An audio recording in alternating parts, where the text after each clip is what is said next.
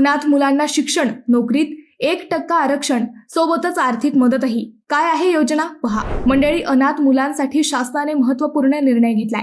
शासनाकडून अनाथ मुलांच्या शिक्षण व भविष्यासाठी शिक्षण व नोकरीत खुल्या प्रवर्गातून 1% आरक्षण तसेच दरमहा आर्थिक मदत केली जाते। आतापर्यंत अहिल्यानगर जिल्ह्यातील 547 मुलांना अनाथ प्रमाणपत्र देण्यात आले आहे।